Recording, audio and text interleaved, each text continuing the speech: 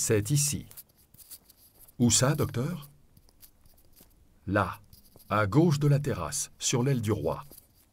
Mais non, pas ici, monsieur de Montespan. Vous braquez votre longue vue sur l'aile de la reine.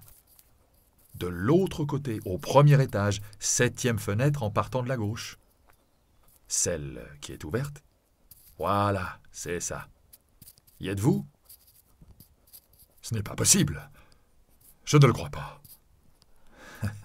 Donc vous y êtes, sourit le médecin près du marquis éberlué et à l'œil droit plaqué au bout du tube optique. Louis-Henri règle la netteté de l'image de sa lunette télescopique. Françoise, ce qu'on t'oblige à faire. Ce qu'on l'oblige, relativise le thérapeute. Dans une antichambre enorgueillie de statues de bronze et de vases de Chine, l'épouse de Montespan, à genoux sur le parquet et de profil, taille une pipe à Louis XIV. Une horloge sonnante en or ponctue ses heures. Sa Majesté est très précise, apprécie le praticien en vérifiant à sa montre. D'est en ouest, l'ordre de succession des pièces du palais correspond au rythme d'une journée type du roi Soleil. À 4 heures, comme une marionnette mécanique, il s'arrête dans l'antichambre devant sa maîtresse qui l'attend à genoux, bouche ouverte. Le monarque debout, d'une main tendue sur le côté, tient majestueusement le pommeau de sa canne et, menton relevé, regarde droit devant lui pendant que la marquise le suce. Quoique Louis-Henri ait les boules, il étire les 7 sections de la lunette pour mieux voir. « Allez-y !» l'encourage le médecin. « Ça peut grossir 54 fois. » « Je parle de la longue vue, bien sûr, » précise-t-il malicieusement. « Un homme qui n'a pris qu'un bain dans sa vie, dites donc, faut pas être dégoûté. Je ne crois pas que votre femme le soit. » Dans l'émotion, le cocu, ayant déréglé la lunette, retrouve le point. Françoise, en robe décolletée, porte aux manches 6 rangs de dentelle fine et, dans ses cheveux blonds, s'entrelacent des rubans et des rubis. Louis-Henri reconnaît sa bouche bien dessinée et attirante, aux nombreux appétits, remarque devant les lèvres de son épouse une succession verticale de scintillements blancs. Qu'est-ce que c'est? Un collier de perles. Il porte un collier de perles autour de sa... Voilà. Et observez la suite. Vous allez voir comment le roi, qui déteste qu'on lui réclame des bijoux, en offre à votre femme. La mère de la défunte Marie-Christine libère l'appareil génital ruisselant. Quelle toilette! Mais ces baisers doivent dorénavant avoir un autre goût. Le petit pénis arrogant du roi est entouré à sa base d'un magnifique collier de perles qui bat contre ses couilles. Françoise lance quelques coups de langue, puis ravale l'ensemble. Et c'est reparti, se désole le cocu. Ah!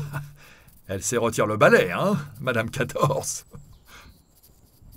La tête de la marquise, face à l'entrejambe du roi, bascule d'avant en arrière dans un régulier va-et-vient jusqu'à ce que Sa Majesté se raidisse et que ses doigts s'étendent brutalement sur le pommeau de sa canne.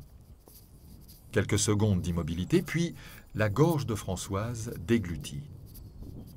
Son mari en a les genoux qui flageolent au-dessus des bas roses trop courts.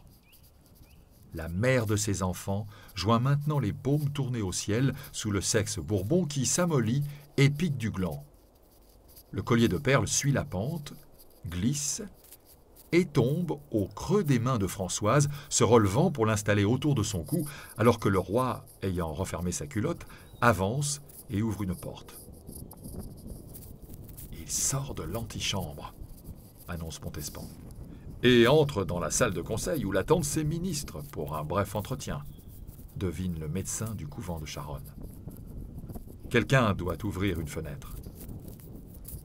Effectivement, confirme le Gascon en glissant le champ de vision du tube optique vers la gauche, le long de la façade de l'aile du roi. Sa Majesté ne supporte pas les endroits clos. Été comme hiver, dès qu'il pénètre dans une pièce, il faut ouvrir la fenêtre, et tant pis pour les frileux ou les malades, regrette le thérapeute. Louis XIV, assis dans un fauteuil, compose une attitude théâtrale en jouant avec le pommeau de sa canne, tandis que 3 ministres de dos viennent à lui en agitant les bras et relatant certainement des événements importants. Le monarque les laisse parler sans les interrompre, puis tourne sa tête emperruquée vers chacun des 3, à qui il doit donner des ordres courts, et se lève. « Tiens, le revoilà debout », relate Louis-Henri.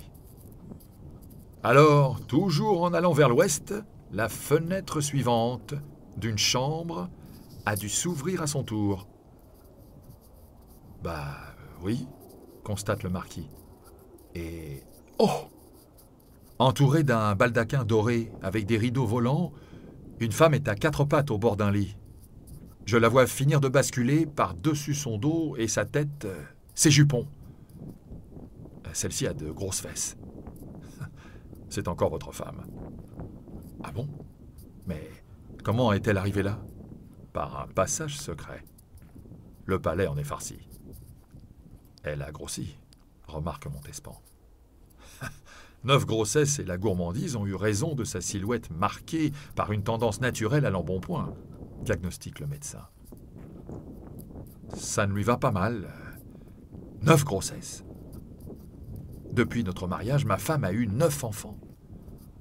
Ah mais je ne le savais pas, s'étonne le cocu, alors que le roi entre dans la chambre aux multiples miroirs d'Athénaïs. Louis XIV poursuit sa course solaire en ouvrant à nouveau sa culotte brodée de scènes de bataille gagnées par lui et, bandant, avance droit vers le vaste cul nu de Françoise. Montespan plaque sa paume gauche au bout de la lunette. Il en a assez vu.